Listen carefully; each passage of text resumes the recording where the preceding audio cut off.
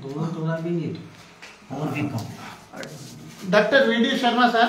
हाँ सर बोलिए। हाँ, ये अभी आप काय की पुड़िया बना रहे हैं? ये हम चर्म रोग की जो हो जाता है चर्म रोग शरीर के अंदर, हाँ। और कई प्रकार के चर्म रोग है, तो उन चर्म रोगों को ठीक करने के लिए हम औषधि मतलब आयुर्वेदिक चिकित्सा पद्धति से ये पुड़िया बना रहे हैं, जिससे मेरे द्वारा हजारों लोगों को इसमें फायदा हुआ है। जैसे बेवची है, और इसके अलावा मतलब दाद है आजकल, काली दाद, लाल दाद, सफेद दाद, ऐसे चर्म रोग कई प्रकार के हैं, जिससे कि इस पुड़िया से रोगी कई ठीक हुए हैं। नहीं तो इसमें जैसे चर्म रोग में आजकल कई बार क्रॉनिक चर्म रोग जैसे 15 साल 20 साल के भी पुराने होते हैं। हाँ। या कई बार बेवची वगैरह भी हो जाती है।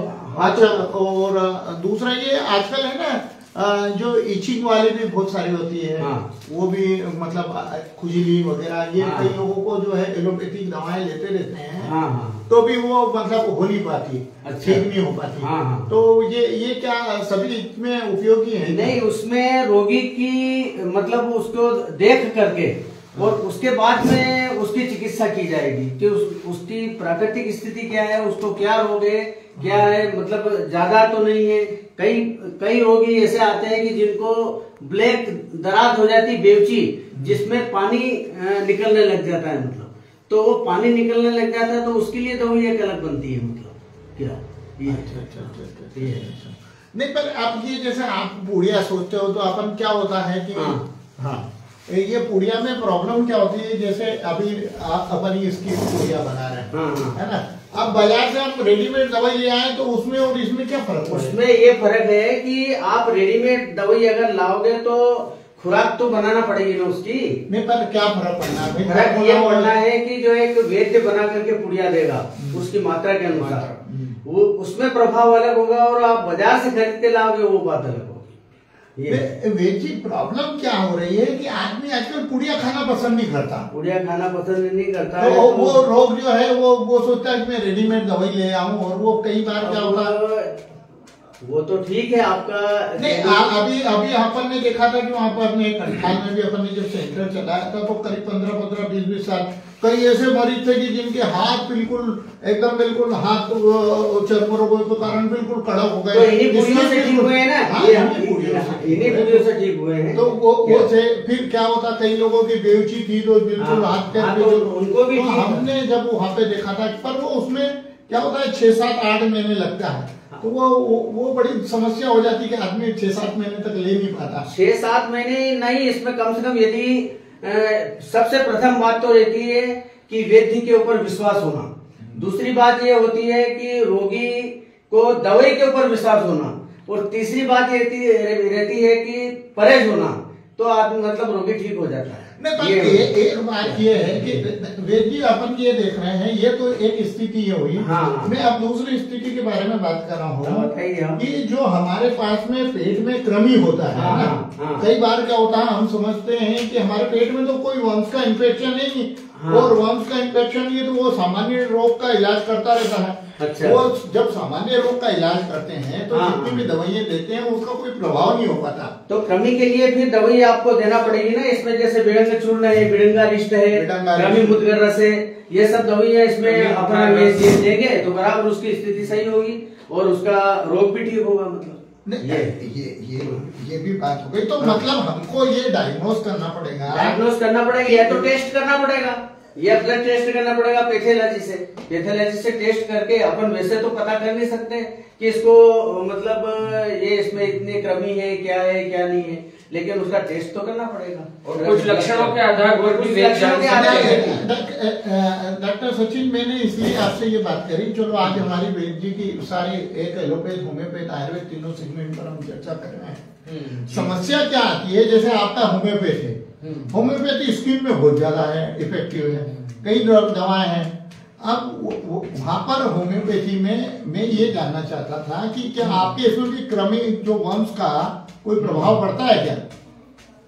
हाँ, वंश एक्चुअली क्रोनिक जो स्किन डिजीजेस होती हैं, जैसे कि सोरियासिस हुआ, फंगल इन्फेक्शन हुआ, कई बार ये एक्यूट ट्रीटमेंट कराने पर ये चर्म रोग रोगियों का जाता नहीं है। नहीं, पर आप कैसे होम्योपैथ में ये हम सोरा सिफिलिस और साइकोसिस पे चलते हैं। जैसे आयुर्वेद में वात पित्त और कफ देखा जाता है, एलोपैथी में ओनली ब्लड टेस्ट और ये सब एग्जामिनेशन किए जाते हैं। हाँ। तो होम्योपैथी में एक तो हम लक्षणों पर आधारित चिकित्सा होती है, सिम्टम बेस्ड बोलते हैं उसको, उसी पे पूरा होम्योपैथी आधारित होता है और लक्षणों से ही बीमारियों का पता किया जाता है।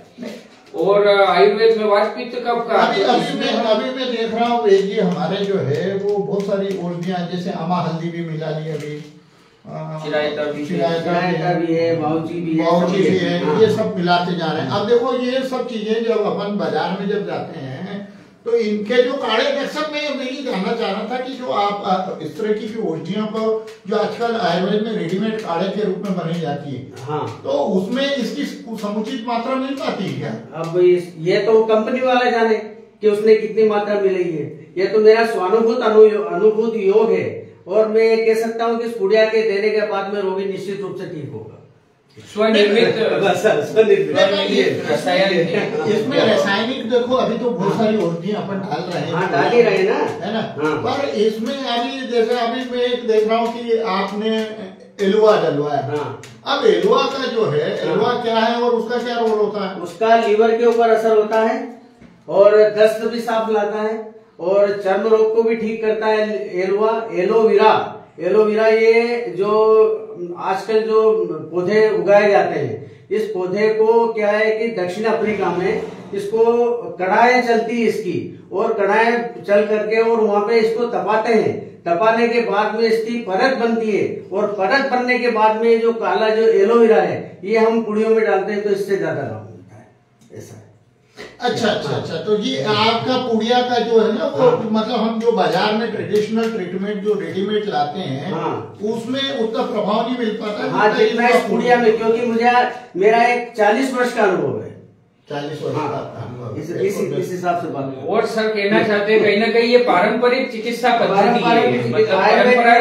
आजकल आयुर्वेद में इसलिए ये सब परिचर्चा चर्चा चल रहा हूँ कि आजकल बहुत सारे हमारे लोग जो है ना, बहुत सारे मरीज 10 साल से 20 साल से दवाइयाँ खाए जा रहे हैं, परेशान हुए जा रहे हैं, पर उसका कोई निराकरण नहीं। इससे यदि मैंने सफेद दाग के कई रोगी ठीक किए हैं, चर्म रोगी के कई रोगी ठीक किए हैं, बवासीर के कई प्रकार के जो असाध्य रोगी है जो चिकित्सक से ठीक नहीं होते एलोपैथिक डॉक्टरों से, उन रोगियों को मैंने ठीक किया है।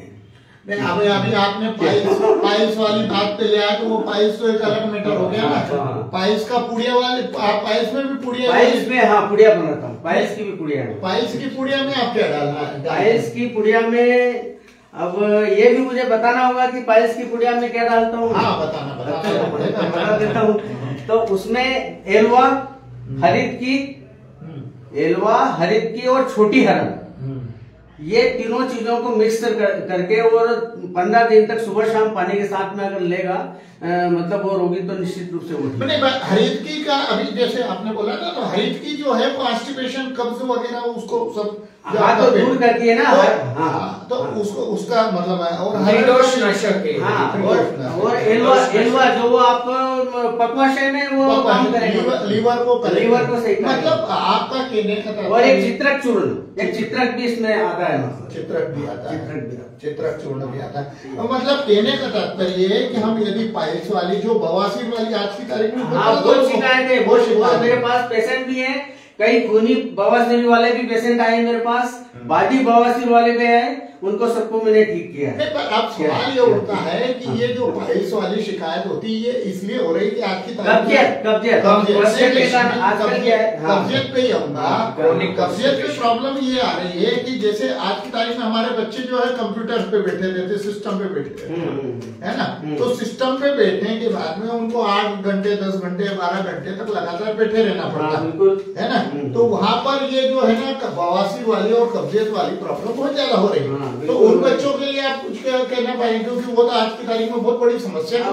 उसके लिए मैं ये कहना चाहूंगा कि या तो वो योग करे या पोस्चर को चेंज करते हैं, जैसे स्नान करके वो अनुलोम विलोम करे और इसके अलावा कपाल भारती करे, भस्त्रिका करके भी एक होता है, मतलब जो पेट को अंदर करके श्वास की तरफ बाहर निकालना, तो उससे उसकी जो लीवर की प्रक्रिया है वो उससे सही होगी। नहीं, पर एक बात ये है ना, क्योंकि वो दवाई तो लेने में वो मतलब सही तरीके से ले नहीं पाएगा, इसलिए अगर वो योग कर लेगा तो वो निरोग रहेगा। देखो दिक्कत ये आ रही है, और देशी टॉयलेट का प्रयोग करें। आजकल वेस्टर्न का प्रयोग बहुत प्रचलन में चल गया है। देशी टॉयलेट तो मिलेगा ही नहीं, कहाँ से लाएंगे भाई? ये बात आप कर रहे हो, ये तो संभव नहीं। आपकी वर्तमान परिस्थिति में हमको देखना पड़ेगा।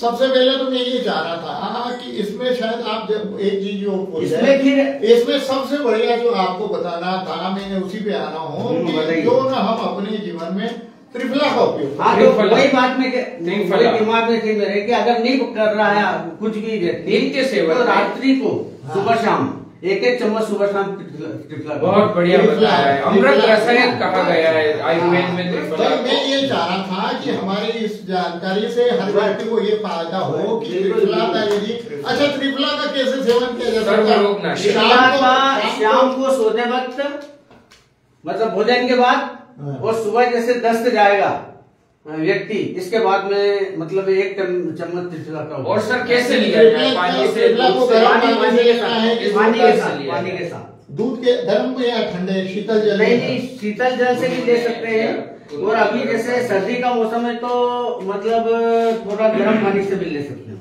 गर्म पानी से लेगा। अच्छा, त्रिफला का दूध के साथ में भी सेवन बताया गया? नहीं, दूध के साथ भी त्रिफला और दूध का। अच्छा, ये देख साहब, हमारी बातों में अब ये जैसे अपन ने दिए तो चर्म रोग की पुड़िया बनी। अच्छा, ऐसा कई अपन जो डायबिटीज आज की तारीख में एक बहुत बड़ी समस्या है, बिल्कुल डायबिटीज के बारे में भी ऐसी कोई पुड़िया बनाते हैं? हाँ, है ना, बनाता हूँ ना मैं डायबिटीज के लिए। बिल्कुल। अच्छा, डायबिटीज के लिए जो पुड़िया बनाते हैं, उसमें अपन क्या अंतर करते हैं इन पुड़ियाओं से? उसमें अपन क्या गुड़मार, जारुल और जामुन चूर्ण, ये पेटेंट है।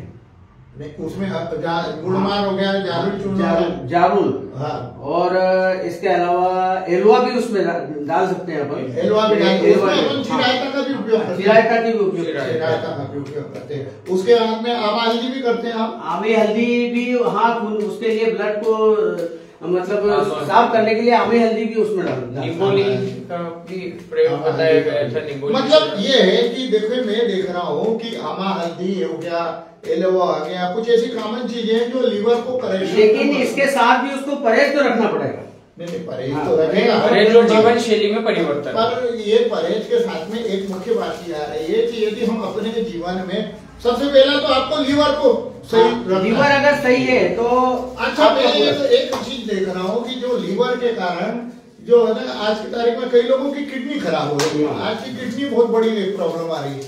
तो अभी मैं ये देख रहा था कि प्रॉब्लम इसलिए आ रही है खंडेलवाल साहब कि पेशाब रोकते हैं। रात्रि में जो पेशाब आती है रोकना नहीं चाहिए, क्योंकि आजकल जैसे सर्दी के मौसम में क्या होता है कि पेशाब आई और उसने रोकना शुरू कर दिया। अब वो एकदम तो उसका असर नहीं दिखेगा, लेकिन महीने, 2 महीने, 3 महीने, 4 महीने के बाद में फिर उसका, क्योंकि प्रोस्टेट के ऊपर, किडनी के ऊपर सब पे असर पड़ेगा ना उसका, तो वो बीमार होगा, उससे उसका बड़ा प्रभाव। और सर यूरिया क्रिएट भी उसका बढ़ जाएगा, तो ब्लड प्रेशर बढ़ना है ये, और यूरिया क्रिएटिनिन बढ़ा, इसलिए कोई भी आधारली वेग को रोकना नहीं चाहिए। जमाई आई है तत्काल आप मतलब उसको जमाई ले, छींक आई है तो उसका भी रोकना नहीं है। अगर आपको अपान वायु, उदार वायु, समान वायु, व्यान वायु, क्या ये 5 प्रकार जो विषाक्त पदार्थों को निकालने का बताया, वो आवश्यक। शरीर स्वस्थ तभी रहे, शरीर रक्षितो धर्म, शरीर की रक्षा करना। देखो, मैं अभी फिर वहाँ पर वो थोड़ा था। अभी हम ये कह रहे हैं कि कई लोग कहते हैं कि डायबिटीज जब मतलब है वो जड़ से खत्म किया जा सकता है। जहाँ तक मेरा जो अनुमान है, जड़ से खत्म नहीं कर सकते। मैं उसके बारे में कह रहा हूँ कि कई लोगों की ये भ्रांतियां हैं कि डायबिटीज को आप मतलब मेडिसिन से मुक्त कर दो। पर एक बात यहाँ पर एक बात आती है कि यदि हम अपने डाइट, आहार, जीवन शैली में परिवर्तन करें तो उसका प्रभाव जीवन शैली में अब होता क्या है कि यदि आपका एक फैक्टर्स जो आता है परमात्मा ने प्राकृतिक रूप से आपको कुछ सिस्टम्स बनाया, उस सिस्टम के हिसाब से आपको चलना पड़ेगा। जैसे आपका बालपन है तो आपका आहार जो है वो बहुत अच्छा रहेगा, आप जो भी खाएंगे वो बच जाएगा।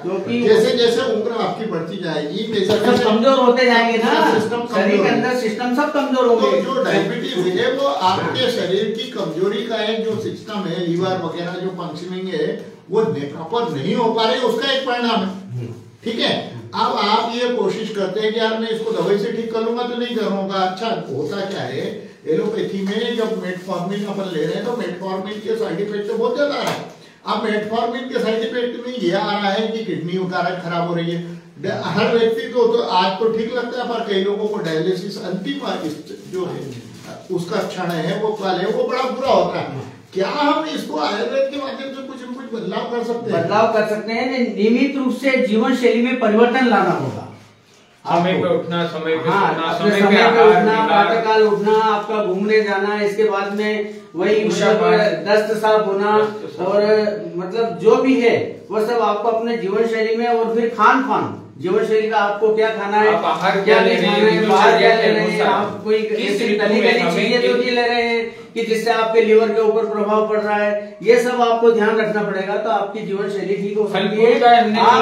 आपको न तो बवासीर होगा, न शुगर होगी और न ही किसी प्रकार का कोई रोग होगा। आहार का बड़ा महत्व है शुगर, डायबिटीज और ब्लड प्रेशर में, क्योंकि ऋतु के अनुसार जैसे ठंड की ऋतु है, गर्मी है, ये जरूरी, बारिश है, इसमें कौन से प्राकृतिक फलों का उपयोग हम कर सकते हैं। जैसे डायबिटीज वालों के लिए जामुन बड़ा अच्छा होता है, और अमरूद जिसे हम जामफल कहते हैं, और पपीता जो होता है। आजकल एक चीजें आती है, हम जाते हैं और बाजार में वो सलाह मतलब जो महंगे से महंगा फल खरीद लो, तो महंगे से महंगे फल और महंगा फल क्या मतलब महंगा फल का ऋतु फल, और जो ऋतु फल का मतलब ये हुआ कि जो समय पर जिस समय जो फल आना चाहिए वो प्रकृति में कोई शरीर को कार्य करे। मतलब हम यदि सोचते हैं कि जो कोल्ड स्टोरेज के फल वगैरह और वो बहुत ज्यादा सालन देंगे, नहीं, उनकी कोई आवश्यकता नहीं। कुछ लोग इसके ड्राई फ्रूट का भी इसमें उपयोग कर सकते हैं, जैसे बादाम है, काजू है,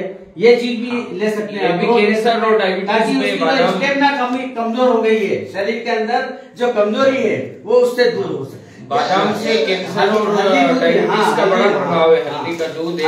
अच्छा, अशोक खंडेलवाल सर ने आज से बहुत समय पहले हमको एक जानकारी दी थी बहुत विशेष, कि प्राकृतिक चिकित्सा पद्धति के अंतर्गत या आयुर्वेद में भी यदि कहा जाए तो कुछ पौधों के या पेड़ के पत्तों का नित्य सेवन जो किया जाता है, उससे अशोक जी के जीवन में हमने खुद ने देखा है पिछले 20 साल से।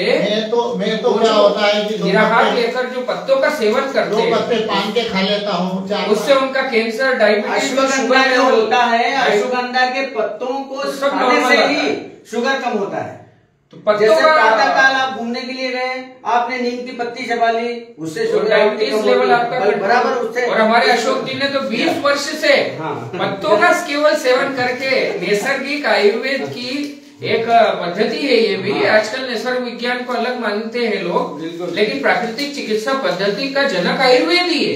सभी चिकित्सा पद्धति का आयुर्वेद जनक है। प्रातः काल अशोक जी हमारे उठ करके डॉक्टर साहब जो हैं, ये पत्तों का सेवन कई वर्षों से मेरे को बता रहे हैं कि कुछ पत्ते इनको मालूम है, वो विशेष वही बताएंगे जिससे शुगर पे, डायबिटीज पे, कैंसर, उन्होंने सब पे विजय पाई है और 20 वर्षों से हमारे सामने स्वस्थ है।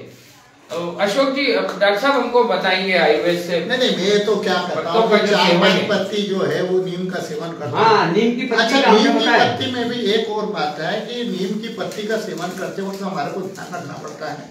नीम की पत्ती का यदि सेवन कर रहे हैं तो यदि उसका एक साइड इफेक्ट ये आता है कि वो जो है जो पुरुष है उसके शुक्राणु वगैरह वो इफेक्टेड हो सकते, तो आप लगातार कोपल नीम की कोपल का उपयोग, नीम का पत्ता का उपयोग करते तो एक अवधि में ले लिया जाए, इंटरवल रखना चाहिए, इंटरवल में, है ना।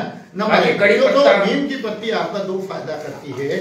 एक तो कार्डिक में भी प्रॉब्लम को भी ठीक करती है, करेक्शन से, दूसरा आपका डायबिटीज जो है उसको भी कंट्रोल करती है, और तीसरा जो स्किन डिसीज है, हाँ, चर्म रोग के ऊपर भी इसका इफेक्ट पड़ता है, रक्त को शोधक है, रक्त शोधक करता है। और दूसरा में जो रोज पान का जो एक पान का पत्ता जो रहता है एंटी कैंसरस है वो, हाँ वो एंटी डायबिटिक भी है, तो दो ब्लड प्रेशर को भी रिड्यूस करता है। मैंने एक ऐसी औषधियां बता रहा हूँ कि आसानी से कर ले, और आसानी से, और दो चीजें आपके घर में, हर व्यक्ति के घर में मिल जाएगी, घर में लगा सकते। एक तो तुलसी, antiviral, anti infective, anti cancer, anti diabetic. तुलसी के 4-5 पत्ते का रोज सेवन कर लो आप, और उसको डायरेक्ट नहीं करना है, या तो चाय में उबाल लो या किसी भी तरीके से उसको।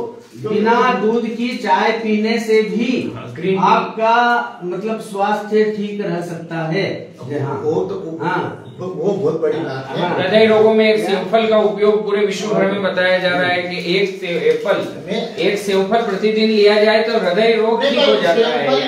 सेवफल की यदि बात करते हो आप, तो मैं आपको बता रहा हूँ कि रोज आधा किलो आपके वजन का, यदि आपका जितना वजन है, मान लो आपका वजन 80 किलो है, 70 किलो है, तो मतलब आप वजन का जो है फल वो 1%, यानी 70 किलो वजन है तो 700 ग्राम। और वो लाभदायक कब होगा? प्रातःकाल आप, मैं तो आपको कह रहा हूँ कि जो लोग सुबह सुबह की चाय पीते हैं, वो यदि चाय पीना देर से चालू करते हैं, मैंने कहा बंद मत करो आप भाई, आप सुबह से आप फल का सेवन छोड़ गए। बहुत अच्छी बात कही। संस्कृति हमारी, हम वेदों की ओर लौटे, परंपरा भारतीय। पर आप जो चाय को खाली पेट लेकर के जो एसिडिटी और बहुत सारे रोगों को पालते हैं ना, वो चीजें बंद कर देना चाहिए। और दूसरी एक थोड़ा सा वीडियो मेरे सामने करना, एक बहुत महत्वपूर्ण मेरे मस्तिष्क में अभी ये बात, दोनों वरिष्ठ चिकित्सक के सामने, में तो बहुत छोटा चिकित्सक हूँ, बैठा हुआ हूँ, लेकिन ये दोनों जीवंत उदाहरण है हमारे लिए कि ब्लड प्रेशर हो, शुगर हो, डायबिटीज हो, कैंसर हो, कोई भी रोग, इनकी आहार शैली, इनकी जीवन शैली आयुर्वेद के अनुसार चलने के कारण और स्वस्थ जीवन शैली अपनाने के कारण, दोनों हमारे ये जो मूर्ति डॉक्टर है, ये दोनों ही 60 वर्ष 70 वर्ष के आसपास आ रहे हैं, और दोनों ही स्वस्थ हैं, और युवा लोग भी इनके आगे फेल हो रहे हैं। तो इनसे टिप्स ली जा सकती है हेल्थ के लिए। सर ऐसा कुछ नहीं, अशोक सर कुछ बताए। शरीर ही सबसे बड़ी पूंजी है। आपके पास करोड़ों रुपया है और शरीर अगर अस्वस्थ है तो कोई उसका लाभ नहीं ले पाएगा। मैं आपको बात बताऊं, मैंने 2-3 चीजों को अलग अलग पीरियड में देखा। जैसे एक तो डाइट वाला मामला है, एक योग ध्यान प्राणायाम वाला है, और तीसरा ये प्राकृतिक चीजों को, हाँ, इन पे ध्यान रखना बहुत ही आवश्यक है। अभी कई बार रोग हो जाए तो नियमित उसकी जांच करा ले। कई बार मतलब लोग कहते हैं कि मैं योग नहीं कर सकता। अब मैं आपको बात बता रहा हूँ, मैं आज आपको कुछ और चीजों पे ध्यान कर रहा हूँ कि आप योग नहीं कर सकते। चलिए, मैंने कहा कि आप योग नहीं कर सकते, आप एक्सरसाइज नहीं कर सकते, आदत बनाना पड़ेगी, वॉक नहीं कर सकते, तीनों चीजें ना करो। मैंने कल 4 साल में एक काम किया, क्योंकि काम की अधिकता के कारण मैंने सुबह का मॉर्निंग वॉक, योग, ध्यान, प्राणायाम में नहीं कर पा रहा हूँ। पर मैंने देखा कि यदि आपकी डाइट प्रॉपर है तो भी आप स्वस्थ हैं। आहार शैली का मतलब महत्वपूर्ण योगदान शरीर में है। आपको यह तय करना पड़ेगा कि आपका बॉडी का इंटेक कितना है और आपका जो एक्सपेंस आउटपुट कितना है ना, कैलोरी आप कितनी ले रहे हैं और कैलोरी आप कितनी बर्न कर रहे हैं। यदि ये आपका मैनेजमेंट यदि प्रॉपर है तो आप बीमार नहीं होंगे। सबसे महत्वपूर्ण बात मैं आपको ये बता रहा हूँ कि यदि भूख लग रही है और आप भूखे रह गए तो आप बीमार निश्चित रूप से होंगे। शरीर में कुछ न कुछ खाने के लिए जरूरी होना, अगर यह एक बहुत महत्वपूर्ण विषय है। यदि आप भूख में आपने चाय पी ली, समोसा खा लिया और कुछ खा लिया, तो उससे आपका लीवर बिल्कुल गड़बड़ हो जाएगा। तो ऐसी स्थिति में आपको फल फ्रूट्स खाना चाहिए, भोजन करना चाहिए, ये सब अपने जीवन शैली में। मतलब ये हो गया है कि तली हुई चीजें, जो बाजार की चीजें हैं, वो आपके जीवन में वो दैनिक दिनचर्या का हिस्सा ही नहीं होना। भूख को नियमित कैसे किया जाए? भूख का जैसे भूख है, नींद है, प्यास है, प्राकृतिक वेग है। सर ने पहले भी बताया कि हमारी जो प्राकृतिक नैसर्गिक जो नेचुरल कॉल जिसे कहा जाता है, जिसमें भूख आती है, हमारी प्यास आती है, नींद आती है, निद्रा आती है। तो योग, निद्रा, आहार, हमारा जलपान और किस समय हम कितना शरीर को अत्यधिक विश्राम दे रहे हैं या अत्यधिक थका रहे हैं, तो ये एक आहार, ये जीवन शैली हो गया। जैसे आजकल लोग अत्यधिक थकान के कारण ओवर स्ट्रेस, तनाव जो पाल रहे हैं लोग, जो निद्रा पूरी नहीं हो रही, उससे हार्ट प्रॉब्लम, अभी बड़े बड़े कार्डियोलॉजिस्ट का कहना है पूरे विश्व के अंदर, वो बोल रहे हैं कि जो तनाव का जो लेवल है, स्ट्रेस लेवल युवाओं में, बच्चों में, युवाओं में इतना बढ़ गया है, तो वो हार्ट प्रॉब्लम्स, हार्ट अटैक जो आ रहा है, हृदय रोग जो हो रहे हैं, वो बता रहे हैं कि युवाओं में तनाव के कारण, जिसपे हमारे अशोक सर ने बहुत लेख भी लिखे हुए हैं, तो तनाव के लेवल को भी कम किया जाए। तनाव एक अलग विषय है, हम तनाव के ऊपर बात करेंगे तो तनाव पर भी मतलब करेंगे हम, मतलब जब युवाओं के जो है हार्मोन्स और उसके प्रभाव पर बात करेंगे तो वो भी करेंगे। और मुख्य रूप से अभी की जो परिचर्चा वो डाइट, खान पान, जो हमारे चर्म रोग, डायबिटीज और कैंसर जो हो रहे हैं, कैंसर एक अलग अपने आप में विषय है, कैंसर में अलग औषधियों का एक प्रभाव रहता है और उसका बहुत अच्छा रिजल्ट भी आयुर्वेद में आ रहा। मैं आज की परिचर्चा का एक सिर्फ कंक्लूजन है कि हम सब यदि भारत के परंपरागत आयुर्वेद सिस्टम्स को यदि अपना लेंगे तो शायद ये भारत सोने की चिड़िया होगा। इतनी ही बात मैं कहना चाहूंगा। आप सब लोगों ने बहुत अच्छी परिचर्चा का आनंद लिया। आयुर्वेद के स्वस्थ सिद्धांतों का पालन करें और नेचुरोपैथी का प्रयोग करें और आयुर्वेद का और होम्योपैथी, और हमारे पास चिकित्सा के कई विकल्प हैं। एलोपैथी भी बहुत एक महत्वपूर्ण योगदान है। सब साइंस कंप्लीट है, लेकिन हमने हमारी परंपरागत चिकित्सा शैली जो है, जो हजारों नहीं लाखों वर्षों से चल रही है, और इसका पालन करने पर हम 100 वर्ष का शतायु जीवन जो है जी सकते हैं और पूरा आनंद के साथ जी सकते हैं। इससे सिद्धांतों का अशोक सर से और जुड़े रहिए, बात करते रहिए। चिकित्सा के लिए आपको एलोपैथिक का सहयोग तो लेना ही पड़ेगा। एलोपैथी का मैं तो ये चाह रहा हूँ कि एलोपैथी का सहयोग लो। आप एलोपैथी का एक अलग सेगमेंट है, आयुर्वेद का अलग सेगमेंट है, लेकिन धीरे धीरे आप देखो, मैं तो चाह रहा हूँ allopath, homeopath, Ayurveda, yoga, naturopath, रम्य चिकित्सा, प्राकृतिक चिकित्सा, एक साथ हो, नृत्य चिकित्सा, योग चिकित्सा, सर ने बताया ये संगीत, तो ये सिस्टम एक हम ये सबका एक अलग अलग प्रभाव, और व्यक्ति ने जीवन में कभी निराश नहीं होना चाहिए। निराश नहीं होना, आपको